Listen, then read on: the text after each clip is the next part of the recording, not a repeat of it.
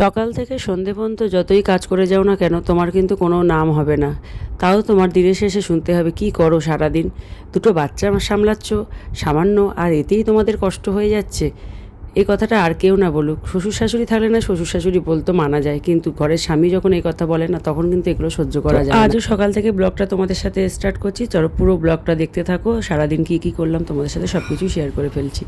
সকালবেলায় ঘুম থেকে উঠেই প্রথমেই যেটা কাজ, ছেলেকে স্কুলে পাঠিয়ে দিয়েছি, দিয়ে তারপরে এক গামলা জল গরম বসিয়ে দিয়েছি, কারণ জলটা ফোটাবো, ফুটিয়ে ঠান্ডা করে রাখবো, মেয়ে ঘুম থেকে উঠে যাবে না হলে। তারপরে ফ্রিজ থেকে ফলগুলো সব বার করে রাখলাম, ওই ফলগুলোর মধ্যে কিছুটা আমি খাবো, কিছুটা ছেলে খাবে, মেয়ে খাবে, ফ্রিজে ঠান্ডা ভাবটা না কাটালে হবে না। তারপরে আমি বসে পড়লাম একটু গরম গরম চা নিয়ে, আর খেতে খেতে মনে পড়লো আমার মাথায় তো তেল দেওয়া হয় না অনেক দিন, আজকে একটু তেল দিই আর মাথাটা শ্যাম্পু করি। মানে আমার না একটা কাজ করতে গিয়ে আর একটা কাজের কথা মনে পড়ে যায়, আর সহজে আমি মাথায় তেল দিই না, কারণ ঠান্ডা লেগে যায় সেই ভয়তে, আর ডক্টরও আমাকে তেল দিতে বারণ করেছে, সেই কারণে তেল দেওয়া হয় না। তা আজকে একটু ইচ্ছা হলো মাথায় তেল দেবো, শ্যাম্পু করে নেবো সঙ্গে সঙ্গে। আর এদিকে তোমাদের তো বললাম যে গ্যাস শেষ হয়ে গেছিলো, এর আগের একটা ছোট্ট ভিডিওতে তোমরা দেখেছো।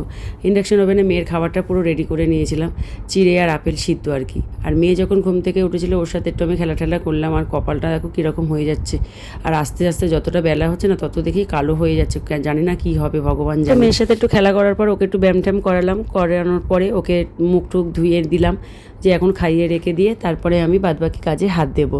তা সেরকমই করতে করতে ওর বাবা ফোন করলো যে গ্যাস এসে গেছে, যে গ্যাসটা রিসিভ করে নাও। তাই এদিকে দেখো গ্যাস এসে গেছে, আর বাবা তো দাঁড়িয়েই ছিল, কোনো অসুবিধা হয়নি, গ্যাসটা লাগিয়ে দিয়ে দাদা চলে গেল।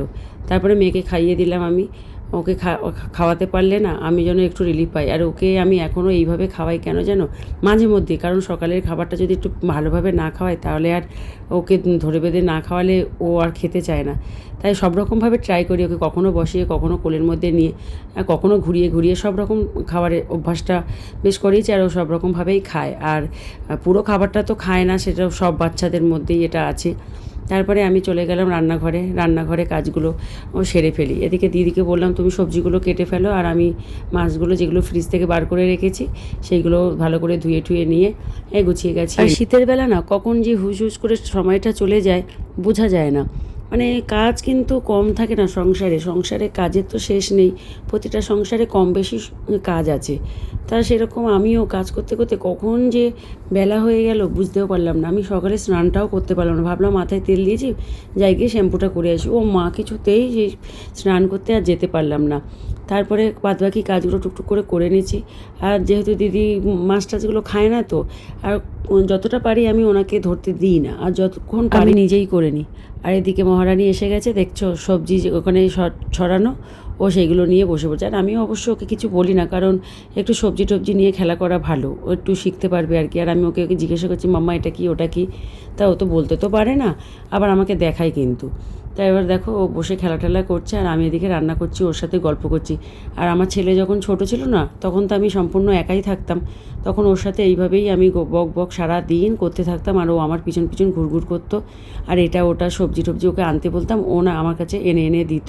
আর এই করতে করতে আমার ছেলে অনেক কিছু বেশ শিখে গেছিলো খুব তাড়াতাড়ি। আর একে সেইভাবে আমি করতে পারছি না, কারণ একটু সংসারের চাপটা একটু বেশি হয়ে গেছে এখন। আর এ দেখো তোমাদেরকে দেখিয়েছিলাম না আমি এক গ্লাস কী খেলাম, এটা কী বলো তো, ভাতের ফ্যান।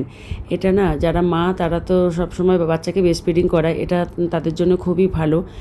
আমার মা কাকিমাদের কাছে শুনেছি, তারপরে ডক্টরেও বলে এটা। তা আমি ওইরকম এক গ্লাস মাঝে মধ্যে, আবার সব সময় না ঠান্ডা লেগে যাবে, তা আমি এক গ্লাস নিয়ে ওর মধ্যে একটু ভাত একটু নুন দিয়ে খেয়ে নিয়েছিলাম। সকালে যেহেতু ভারী টিফিন কিছু করিনি, মুড়ি খেয়েছিলাম তো দেখেছো তোমরা, তা ভাবলাম এক গ্লাস ফ্যান খেয়ে নিই ভাত দিয়ে, একটু পেটটা ভরা থাকবে আর কি। আর এখন ভাত নিয়ে যদি বসি এখন আর দুপুরবেলায় ভাত খেতে পারবো না সেই কারণে। আর এদিকে দেখো এই করতে করতে রান্না বেশ আমার প্রায় হয়ে গেছে। আর এটা হচ্ছে ওলকপি আলুর তরকারি, একটা নিরামিষ করছি, ওই দিদিকে এই তরকারিটা দিয়ে খেতে দিয়ে দেবো। আর আমাদের জন্য ফুলকপি আলু দিয়ে মাছের ঝোল করেছি, কাতলা মাছ। এটা তো খেতে ভালোই লাগে, আর এই শীতকালের সময় তো ফুলকপি সবার বাড়িতে মানে রান্না হচ্ছেই, আর আমার বাড়িতেও আর বাদ যায় না। আর এদিকে মেয়ের জন্য মাছের ঝোল রান্না করে নিয়েছি, একটু বিনস কুমড়ো আলু টালু দিয়ে। আর তারপর স্নান টান সেরে চলে আসলাম, মেয়েকে খাইয়ে নিয়েছি তার মধ্যে। আর এদিকে আমিও খেতে বসে পড়লাম, খেয়ে নিয়ে দুপুরবেলায় তারপরে যাব মেয়েকে ঘুম পাড়াতে। ও এখন খেলা করছে করুক, তাও ভাবলাম তাহলে আমি খেয়ে নিই সেই ফাঁকে। আর আমার মাছের লেজা খেতে এত ভালো লাগে না কি বলবো। এই দেখো ঠিক খেতে বসেছি, ও চলে এসেছে কিন্তু। ও দেখো মানে যেখানেই থাকুক না কেন ও ঠিক চলে আসবে। তারপরে অনেক চেষ্টা করেছিলাম ঘুম পাড়ানোর, ও কিছুতেই ঘুমালো না। তো খেলনাগুলো আমি সব দিয়ে দিলাম যে খেলা করো বসে বসে। ও মাও খেলবে, এটা কি সারা ঘর বাড়ি ছড়িয়ে একা কাণ্ড করেছে, এখন এইগুলো গুছাতে গেলেই তো ও একদম কাণ্ড কারখানা হয়ে যাবে। তারপরে ওই ঘুম থেকে উঠে চলে আসলো, ওকে ঘুম পাড়িয়ে দিয়েছিলাম। তারপরে বাবা খেলনাগুলো সব গুছিয়ে দিয়েছে, আমাকে আর গুছাতে হয়নি। তারপরে ও ঘুম থেকে উঠে একা একাই তো যেন ছোট্ট থেকে চলে আসে, আর এখনও সেটাই করে। তারপর সন্ধ্যেবেলায় ওকে একটুখানি আমি টিফিন করে দিয়েছিলাম কি প্যানকেক, আর একটু আজকে চিজ দিয়ে দিয়েছিলাম। তা খাবারটা সেরকম ভালো একটা খাইনি, একটু নষ্টই বেশি করেছে আর কি। আর আমি চিজ দেওয়া বাটার দেওয়া তো আমি আর খাই না, আর ছেলেকে দিয়েছি খেতে, ছেলে একটুখানি খেয়েছে আর বাদবাকিটা ফেলা নিয়ে গেছে। তারপরে ছেলে খিদে পেয়েছে বলে তো মাথা খারাপ করে দিচ্ছে আমার। আমি কী খাওয়াবো এখন, কালকে তো ম্যাগি করে দিয়েছি, আজকে আর খাবে না। তাই ফ্রিজে ছিল একটু ময়দা মাখা অনেক দিনের, তাই সেই ময়দাটা বার করে তাড়াতাড়ি করে ঠান্ডাটা কোনো রকম কাটিয়ে আমি ভাবলাম তাহলে ঠিক আছে তোকে লুচি করে দিচ্ছি। তা ওকে শুধু দিইনি, আমি বাবা তিনজনেই খেয়েছি। ওই 3-4টে করে ভাগে হয়েছিল আর কি, অল্প একটু ময়দা মাখা ছিল। আর তার সাথে কী দিয়ে খেয়েছি জানো, ফ্রিজে ছিল রসগোল্লা, সেই রসগোল্লা দিয়ে। আর ছেলে তো খাবে না, কান্নাকাটি না, আমি রসগোল্লা দিয়ে লুচি খাবো না, এরম করে কেউ খায় নাকি। ওকে বলছি বাবা এটা খাও, খেতে সুন্দর লাগবে, ও কিছুতে খাবে না। তারপরে বুঝিয়ে পাড়িয়ে যাওয়া দিয়েছিলাম। তারপরে দেখলাম যে ফুলকপি আলু মাছের ঝোলের ভিতর থেকে মাছের ঝোলটা নিয়ে গিয়ে ও আবার খেয়েছে। আর এদিকে মেয়ের কাণ্ড দেখো, লুচি হয়েছে, এখন লুচি চাইছে। ওর খাবারটা কিন্তু ও খায়নি, এখন আমাদের যে লুচি হয়েছে ও এখন লুচি চাইছে। আর মিষ্টিটা এখনও দেখতে পাইনি, দেখতে পেলেই তো হয়েছে, আগে ওকে রসগোল্লা একটা হাতে দিতেই হবে। তা আমি ওদেরকে সবাইকে খাবারটা দিয়ে আসলাম, আর এদিকে আমিও নিজে খেতে বসে পড়লাম। তারপরে তো আরও বাদবাকি কাজ অনেক আছে। তা দেখলাম আজকে মেয়ের মুডটা খুব ভালো আছে জানো তো, ওই জন্য ওকে আর ডিস্টার্ব করলাম না। ভাবলাম যে বাসনগুলো আমি সব গুছিয়ে নিই, গুছিয়ে যে যার জায়গায় সব রেখে দিই। আবার বেশি না, অনেক বাসন জমে গেছে, সেই বাসনগুলো সব এখানে তুলে রাখি। এটো বাসনই এগুলো, আর কালকে তো দিদি আসবে, সেগুলো পরিষ্কার করে দেবে আর কি। আর আমি আর রাতে বাসন টাসন মাজতে যাই না, আমারও একটু ঠান্ডার প্রবলেম আছে। যদি বেশি জল টল ঘাটা হয়ে যায় না, আমার প্রচণ্ড পরিমাণে ঠান্ডা লেগে যায়। আর এখানে মেয়ে খেয়েছে যেটা, সেই এই কটা বাসন, আর বাবা চা খেয়েছে, চায়ের বাসনটা ধুয়ে আমি এখানে রেখে দিলাম। কারণ বাবা তো একটু চা বেশ খেতে ভালোবাসে, আবার যদি চা করে খাই ভাবলাম এটা। আমি তো এদিকে কাজ করছি, কাজ করায় এতটা ব্যস্ত হয়ে পড়েছি যে মেয়ের দিকে আর নজর নেই যে মেয়ে কোন দিকে গেল। ও মা, উনি ঠিক চলে এসেছে, উনি এসে আর চলে গেছে কোথায় জানো, ঠিক আমার ওই যেখানে জল রাখি না, সেই জল রাখা ওই জায়গাটায় ও ঠিক চলে গেছে। ওখানে গিয়ে ও কী দুষ্টুমিটা করে তো তোমাদেরকে কি বলবো। আমি পরে দেখতে পেয়েছি, আর ও আমাকে পর্দা দিয়ে ঢেকে দিচ্ছে, তোমরা তো বুঝতে পেরেছোই, পর্দা দিয়ে ঢেকে দিচ্ছে কিনা, ওকে কেউ দেখতে পায়নি। ও বাবা, তারপরে আমি গিয়ে দেখি ওখান থেকে জল ছাড়ছে। আমি ওকে এদিকে আসতে বলছি, ও কিছুতে আসবে না, দেখো কাণ্ড। ও ওখানে জল ফেলে সারা ঘর ময় করেছে। আর কি বলবো বলো তো, ওকে একটা খেলনা দিয়ে পাঠিয়ে দিচ্ছি, ও যাবে না। তারপর জোরজবরদস্তি করে ওকে এদিকটা পাঠিয়েছে। আর আমি এখানে একটু কাজ করব কি, অনেক দিন ধরে না চালটা রেখে দিয়েছি, এখানে চালটা গুঁড়ো করব। এটা আতপ চাল, তোমাদের দাদাভাই তো বড়া ঠোড়া খায় মাঝে মধ্যে, ভাবলাম চালের গুঁড়োটা করে রেখে দিই, কারণ চালটা একটু কেমন হয়ে গেছে। তা গুঁড়ো করে এটা ভালো করে ধুয়ে আমি রোদে দিয়েছিলাম, রোদ খাইয়ে রেখেছি। আর আজকের এটাকে ভালো করে গুঁড়ো টুড়ো করে রেখে দেবো আর কি।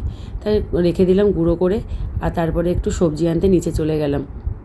বাড়ির সামনে বেশ টাটকা টাটকা সবজি নিয়ে আসে, তো আমি লোভ সামলাতে পারি না, আর গিয়ে আমি একটু সবজি কিনে নিয়ে আসলাম। প্রতিদিনের সবজিটা আমি প্রতিদিন নিয়ে আসতেই বেশি ভালোবাসি। আর তোমাদের দাদা এক কারি করে সবজি কিনেন, আমি এটা একদম পছন্দ করি না। ফ্রিজে রেখে দিতেও গেলেও সমস্যা হয়, তারপরে শুকনো হয়ে যায়, পচে যায়। তারপরে মেয়েকে নিয়ে চলে গেলাম মাঠে, ছেলে যেহেতু মাঠে খেলছে, তা ওকে নিয়ে গিয়ে ছেলেকে নিয়ে গিয়ে ডেকে নিয়ে চলে আসলাম। আর এদিকে দেখো কী কী সবজি কিনেছি, ফুলকপি কিনেছি, আর আমার এই চিচিঙ্গা ভাজাটা খেতে না খুব ভালো লাগে পেঁয়াজ দিয়ে। আর এই চিচিঙ্গা কিনেছি, আর একটু শশা আর একটু গাটি কচু কিনে নিয়ে এসেছি। আর ছেলের যেহেতু শশাটা মাঝে মধ্যে স্যান্ডউইচ করে দিই, ওর লাগে, সেহেতু শশা কিনে নিয়ে আসতে হয়েছে। আর এই হচ্ছে সবজি বাজার।